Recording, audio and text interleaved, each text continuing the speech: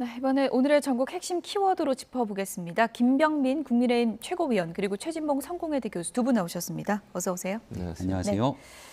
네, 첫 번째 키워드 영상으로 만나보겠습니다.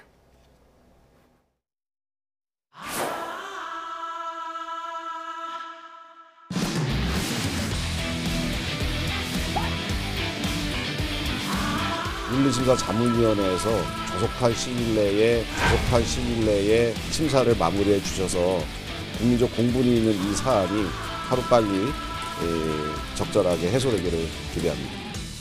불필요하게 자문위가 공전됨으로써 봐주는 거 아니냐 이런 생각이 들지 않도록 최대한 서둘러 달라는 말씀을 드렸습니다.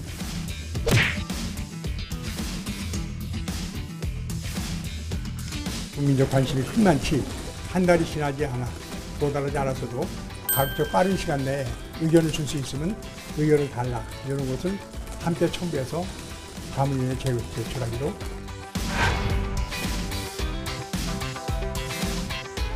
본인이 잦은 사태에 대해서 책임 있게 판단해야 된다고 생각하고요. 잦은 사퇴하는 것이 지금의 민주당을 위해서나 혹은 본인을 위해서나 한국 정치 발전에 있어서 도움이 될 수도 있다.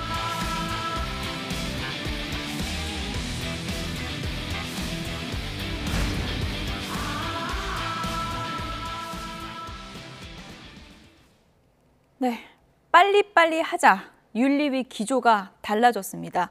민주당이 소위 말하는 손절에 나선 건가요? 어떻게 보십니까? 민주당도 김남국 의원에 대해서 보호하는 듯한 모습을 취하는 건 매우 부담감이 클 겁니다. 네. 그래서 아마 윤리특위에 대한 절차를 통해서 순리에 따른 나름대로 행동을 하고 있다 이렇게 국민께 설명하고 싶은 모습처럼 비춰지는데요. 중요한 것은 그런 과정에도 불구하고 변재일 위원장 등 지금 현재 민주당 소속 의원들이 하고 있는 얘기는 김남국 의원에 대해서 빠르게 처리하는 일보다는 기존에 있었던 사건들과 연계되는 것처럼 차일피일 미루는 듯한 모습들도 여전히 나타나고 있고 또 민주당의 김용민 의원 등 이른바 친명계 의원들 중심으로는 김남국 의원이 무슨 죄가 있냐 또 이런 방식으로 비호하는 세력들도 적지가 않은 것 같습니다. 이제 국회 윤리특위가 다른 건들을 제치고 김남국 의원에 대한 사안이 워낙 중대하고 또 현재 국회의원으로서의 활동을 거의 반기하고 있는 만큼 얼만큼 속도감 있게 국민 눈높이에 맞춰서 처리하게 될지 많은 국민들이 예의주시할 거라고 생각합니다. 네, 어쨌든 속도 내자 이런 분위기는 맞는 것 같은데 그 안에서도 차이가 있습니다. 국민의힘은 열흘이면 되지 않냐. 민주당은 한 달은 필요하다 이런 입장인 거죠. 그러니까 아무래도 자문위가 제일 중요하죠. 자문위에서 어느 정도 시간을 이제 걸리느냐 문제라고 봐요. 원래는 이 2달까지 할 수 있는 60일까지 할 수 있는데 현재 이제 윤리위원회에서 뭐라고 그랬냐면 가능한 한 달 이내에 끝내달라고 얘기를 했어요. 그러니까 좀 더 시간을 좀 줄여달라고 얘기했는데 그래도 어쨌든 자문위를 거치지 않고 하면 절차상 문제가 있으면 나중에 어떤 결정이 내려도 거기에서 반발할 수도 있는 거거든요. 그래서 그거는 저는 타당하지 않다고 보고 중요한 건 자문위가 얼마나 빨리 결정을 내려주느냐. 그리고 이제 국회의원들이 하는 거는 좀 더 시간을 속도를 낼 수 있어요. 자체적으로 보면. 그러나 자문위를 국회에서 뭐 이래라 저래라 얘기할 수 있는 상황은 아닌 것 같고 다만 그렇게 요청을 했으니까 아무래도 생각했던 것보다 빨리 끝날 가능성은 있다. 현재 자문위 같은 경우도 구성되고 뭐 하다 보면 한 달 정도 걸리지 않을까 하는 개인적인 생각이 있고요. 그리고 나서 이제 그 결과를 가지고서 국회에서 처리하는 과정은 좀 더 빨리 진행될 수 있는 가능성이 있다 이렇게 보여집니다. 네. 이제 윤리위 회의가 이제 본격화되면 당사자 김남국 의원이 나와서 본인 입장을 소명을 해야 될 건데 지금 잠적 중이잖아요. 나올 거라고 보십니까? 여기에 나오지 않게 되면 징계 수위가 더 올라갈 것 같다 이렇게 얘기를 하고 있기 때문에 김남국 의원이 만약에 국회의원직을 중간에 사퇴할 것이 아니라면 마지막까지 버티겠다고 하면 여기에 소명 절차에 나올 수밖에 없을 거라고 봅니다. 근데 지난날 민주당 내에서도 당내 자체 진상조사위가 있었습니다. 여기에 대해서도 관련된 자료들을 다 내야 되는데 이른바 민주당이 원하는 자료를 다 안 냈다는 것 아닌가요? 그러니까 지금 제기되고 있는 숱한 의혹들에 대해서 모든 것들을 소명하려고 하는 의지가 있어야 되는데 지금 하고 있는 방식처럼 정치적인 주장만 거듭하고 꼭 내야 되는 자료들을 제출하지 않게 된다면 윤리위원회에서의 징계 수위가 훨씬 더 높아지게 되는 계기를 김남국 의원은 스스로가 만들 수도 있다고 봅니다. 예. 징계에 들어가면 수위는 어느 정도 될까? 이 부분도 관심인데 민주당 당내 사법부격이라고 할 수 있는 민주당 윤리심판원장이 제명이라는 단어를 꺼내 들었습니다. 들어보시죠. 직무상 정보를 취득해서 투자를 했다거나 또는 국회의원이 이해충돌 행위를 했다. 그러면은 그것은 거기에 합당한 아주 무거운 징계 수위가 결정이 돼야 된다고 봅니다. 그런 분들이 국회의원 신분을 유지를 함으로써 예. 어떤 국민들에게는 크나큰 실망감을 안겨주게 된 것이기 때문입니다. 그러면 그러니까 경우에 따라서는 제명까지도 고려해야 된다는 말씀이십니까? 근본적으로 국회의원 자격이 저는 좀 문제된다고 봅니다. 네, 국회의원 자격에 문제가 될 수 있다. 그러니까 제명까지도 고려할 수 있다는 입장인데 윤리심판원장이 이른바 친명계로도 분류가 되고 있기 때문에 당내 중심계류에서도 이 선택지를 갖고 있는 건가? 이런 시각이 있거든요. 일단 두 가지를 먼저 생각해야 돼. 첫째는요, 전제 조건을 분명히 달았어요. 예. 그러니까 두 가지가 전제 조건이면 직무상 정보를 취득해서 투자를 했다거나 또는 국회의원의 이해충돌의 행위를 했다고 하면 예. 이라고 하는 전제거든요. 근데 이 부분이 아직은 김남국 의원 입장에서는 그런 적이 없다라고 지금 주장을 하고 있기 때문에 이 부분에 대해서는 명확한 증거가 나와 있다고 저는 생각을 합니다. 그러니까 검찰이 수사를 하고 있고 아직까지 검찰이 무슨 명확하게 그 설명을 하고 있는 상황은 아니에요. 그러니까 어떤 경우가 나올지는 모르겠고요. 강제 수사가 진행이 되고 있으니까 수사를 통해서 이 두 가지가 증명이 돼야 되겠죠. 예. 근데 이제 국회 차원에서 여러 가지 논란이 되는 부분은 아직까지 이렇게 명확하게 이 두 가지가 있었냐 없었냐는 확인되지 않은 상태예요.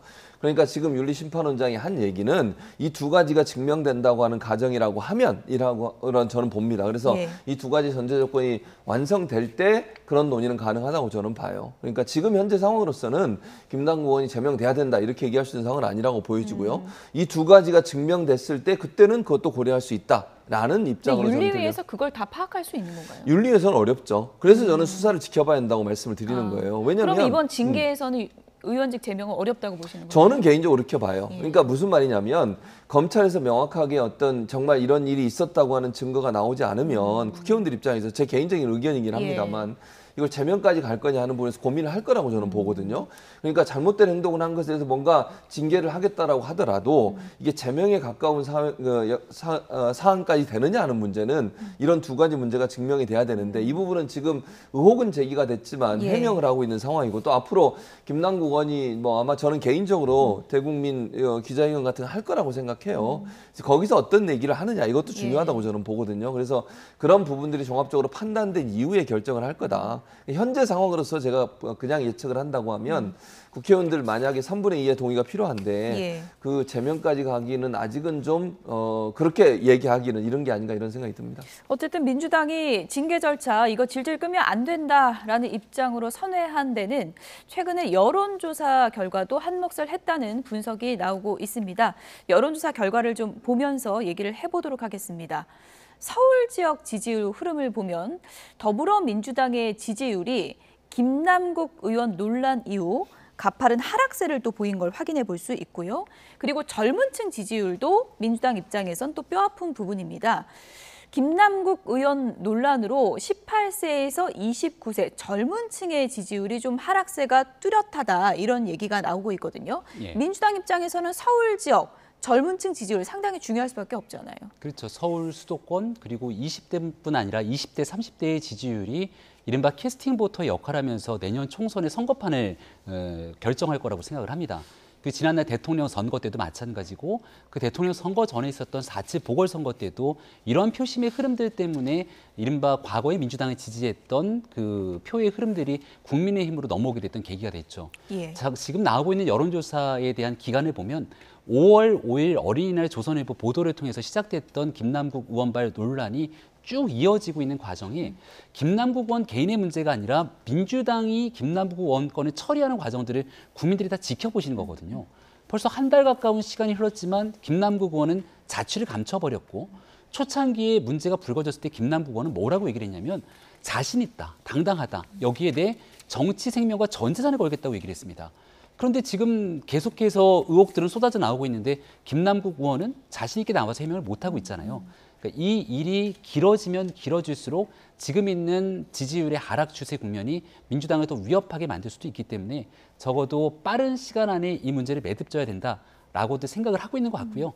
그럼에도 불구하고 여전히 김남국 의원을 옹호하는 목소리가 당내에 상당수 존재하고 김남국 의원에 대한 문제를 제기하고 있는 젊은 정치인들이나 또 이른바 비명계 의원들을 대상으로 공격적 성격의 이런 정치 공세들이 쏟아지고 있어서 민주당이 김남국 의원을 중심으로 또 또다시 딜레마에 빠진 것은 아닌가 생각합니다. 어쨌든 표결가면 의원직 제명이 통과되긴 쉽지 않다 이렇게 보시나요? 현재 있는 민주당의 국면으로는 박용진 의원도 저렇게 문제가 있다고 얘기를 하면서 자진 사퇴를 주장하지만 제명까지는 문제가 있다고 얘기를 하는 걸 보니 예. 민주당에서 김남국 의원을 끝끝내 손절할 수 있을까에 대해서는 여전히 의구심이 됩니다. 예, 그러니까요. 지금 뭐 민주당 내부에서 좀 기사 보니까 요즘 서울 지역 민심이 심상치가 않다. 이거 PK 지역 민심하고 비슷해져 가는 거 아니냐 이런 걱정이 커지고 있는 상황인데 의원직 제명 같은 강도 높은 징계에 주춤할 경우에 민주당이 또 타격을 입지 않을까 이런 우려도 있는 것 같아요. 그러니까 이런 부분들을 어떻게 처리하느냐의 문제라고 저는 예. 보는데 일단 이제 김남국 의원은 민주당을 탈당을 하긴 했지만 어쨌든 민주당 출신이고 예. 그런 부분에서 영향력이 전혀 없다고 보기는 어려울 거예요. 근데 아까도 말씀드렸지만 제명이라고 하는 것을 하려면 뭔가 증거가 있어야 돼요. 그게 의혹은 있는 건 있잖아요. 지금 뭐 여러 가지 언론에서 의혹을 제기하고 그 문제에 대해서 논란이 되고 있으니까 그게 부정적 영향을 미치긴 하지만 그럼에도 불구하고 그렇다고 정치적 판단으로 증거도 없는데 그런 어떤 제명까지 가는 것이 과연 타당하냐는 논란도 있을 수밖에 없습니다. 그래서 제가 아까 말씀드린 그 두 가지 정말 이해 충돌이 있었고 만약에 또는 다른 사람이 알 수 없는 정보를 취득해서 그걸 가지고 했다면 그건 정말 큰 문제이죠. 예. 그거에 대한 어떤 결과가 나오지 않은 상태에서 결정을 하게 되면 저는 상당히 주춤할 거라고 생각해요. 이게 정무적 판단으로 한 사람의 그 의원의 제명을 결정한다는 것이 상당히 부담감이 될 수밖에 없기 때문에 저는 이제 검찰이 어떤 수사 결과를 밝혀내느냐가 중요하다고 보여지고요. 거기에 대한 증거가 명확하냐 이런 부분들이 중요하다고 생각을 해요. 민주당 입장에서는 상당히 곤혹스러운 부분은 분명히 맞고 이 문제가 어떤 형태로든 일단락 되기를 원하지만 지금 상황에서 뭐 김남국 의원이 탈당한 상태에서 더 이상의 자체적인 진상조사도 어려운 상황이에요. 그럼 결국 검찰의 수사를 지켜볼 수밖에 없고 그게 어떤 결과가 나오느냐에 따라서 민주당의 기류도 바뀔 가능성이 있다. 다만 명확한 증거가 나오지 않은 상태에서 제명까지 가는 것은 상당히 어렵지 않겠나는 게 제 개인적인 예측입니다. 네. 민주당이 풀어야 할 과제가 첩첩산중인 상황에서 이 부분도 계속해서 논란이 되고 있습니다. 이른바 강성 팬덤 문제인데요. 함께 들어보시죠. BTS 보고 아미 그만둬라 라고 얘기가 가능해요? 자발적으로 움직여서 만든 거기 때문에 거기다 대고 그 사람들 보고 아이고 뭐 이제 나는 이제 리장 안 하겠습니다 그만두십시오 그거는 나는 말이 안 되는 것 같고 BTS 팬덤은 정말 착한 일 많이 하더라고요. 남 공격하기보다는 좋은 얘기를 많이 하려고 그러고 선행을 베풀려고 그러고 아미처럼만 해주신다 그러면 왜 이장직을 사퇴하라고 그러겠어요?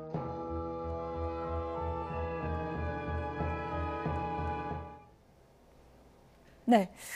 굉장히 독창적인 비유가 나왔는데 BTS도 아미가 있는데 이재명 대표는 개혁의 딸들, 개딸들이 있는 거다, 팬덤이다. 이 부분에 대해서 어떻게 보십니까? 그 정치인들이 가끔 문제를 이제 풀어내는 해명을 하거나 설명을 하면서 잘못된 예를 드는 경우들이 있는데요. 예. 그러면서 화를 키우는 경우들이 있죠. 지금 이게 현근택 위원장이 했던 아주 대표적인 케이스라고 생각을 합니다. 그러니까 조금 전 박용진 의원이 얘기했듯이 BTS의 아미는 내가 좋아하는 연예인들을 위해서 자발적으로 모여있는 전 세계적 팬덤 아닙니까?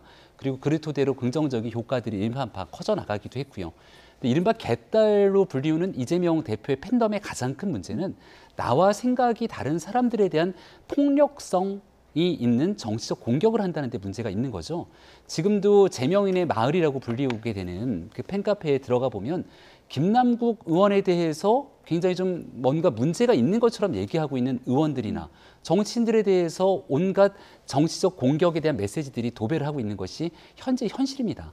근데 이런 개딸에 관한 문제를 어떻게 이 BTS의 팬클럽인 아미와 비교를 할 수 있는지에 대해서 상식적으로 좀 납득하기 어렵다라는 생각이 들고 이런 방식으로 이재명 대표와 팬덤 그리고 지금 김남국 의원 등을 지키려고 하는 모습들이 민주당에 불거지는 순간 민주당에서 김남국 의원이 자진 탈당했지만 여전히 다 한 그룹처럼 움직이고 있고 전혀 문제를 인지하면서 변화하려고 하는 자정작용을 상실한 정당이 아닌가 이런 의구심에 쌓일 수밖에 없다고 생각합니다. 네, 뭐 BTS 아미 분들이 이걸 어떻게 받아들일지 몰라서 상당히 좀 조심스러운 부분이긴 한데 어쨌든 자발적인 팬덤이지 않냐. 이것을 뭐 내가 이장직을 그만둔다 이렇게 할 수는 없다. 이 부분을 좀 강조한 것 같거든요. 그렇죠. 그 얘기를 하다가 이제 특정 가수를 지명하는 바람에 논란이 됐다고 저는 생각해요. 그러니까 팬덤이라고 하는 것 자체가 그건 부정적인 건 아니라고 저는 생각해요. 정치인들이 지지자들이 있기 때문에 정치를 할 수 있는 거예요. 아미 비유는 부적절합니까? 그러니까요. 그렇게 특정 어떤 가수를 지명한 게 부적절한 거죠. 왜냐하면 아미 분들은 그렇지 않아도 BTS가 예전에 정치권에서 얘기가 되고 뭐 여러 가지 논란이 있을 때마다 예. BTS를 왜 정치에 끌어들이냐 이 문제가 논란이 됐거든요. 그래서 저는 이제 이 비유 자체가 그냥 뭐 연예인들이나 유명 가수들, 아이돌들도 팬덤이 있다 이렇게 얘기했으면 문제가 없을 텐데 특정 이제 이 팀을 지명하는 바람이 저는 문제라고 생각해요. 그래서 그 부분은 조금 실수했다고 저는 보고 다만 팬덤 자체가 나쁘다고 저는 보지 않습니다. 팬덤이 있어야 되죠. 그리고요 극성 팬덤이라고 하는 것은 민주당만 있는 게 아니에요. 국민의힘에도 있어요. 극우적인 성향을 갖고 있는 분들 중에 뭐 진짜 입에 담을 수 없는 말을 하거나 아니면 이재명 대표를 공격하고 막 그 정말 입으로 표현할 수 없는 그런 공격하는 사람 많습니다. 그러니까 그건 있는 거예요, 일정 부분. 그러니까 그게 전체 그러면 소위 이재명 대표를 지지하고 이재명 대표를 응원하는 사람들이 모두 다 그러냐? 그건 아니에요. 그러니까 그건 저는 그렇게 얘기하면 안 된다고 봐요. 그러니까 이재명 대표를 지지하고 또 팬클럽이라고 하는 소위 그 그룹에 있는 모든 사람을 하나로 묶어서 모두 다 그렇게 극성이고 뭐 막 폭력적인 또는 뭐 입에 담을 수 없는 그런 말을 하는 사람은 일반화시켜서는 안 된다고 보고요. 일부에 그런 사람이 있지만 그런 사람의 문제는 자체적으로 정화 작업을 통해서는 아니면 비판적인 입장을 통해서 바로잡을 필요는 있다고 생각해요. 그러나 팬덤 자체가 잘못됐다고 얘기하는 거 그거 없애라고 하는 것은 정치인에게 상당히 큰 저는 문제라고 생각해요. 정치인도 지지자가 있기 때문에 정치를 하는 것이고 그 지지자들이 표를 줘서 결국 당선도 되고 정치 활동을 하는 거잖아요. 그런 부분에 있어서 그건 불가피한 면이고 다만 일부에서 정말 폭력적이고 인신공격적이고 정말 입에 담을 수 없는 말을 하는 사람들이 있다면 거기에 대해서 비판적 입장을 갖는 게 필요하다고 봅니다. 그 일부 분들의 행동 때문에 좀 내부에서 또 단합을 져야 한다 이런 비판도 분명히 있는 것이기 때문에 이것은 민주당 내부에서 좀 해결책을 분명히 좀 찾아야 되는 그런 문제인 건 분명한 것 같습니다.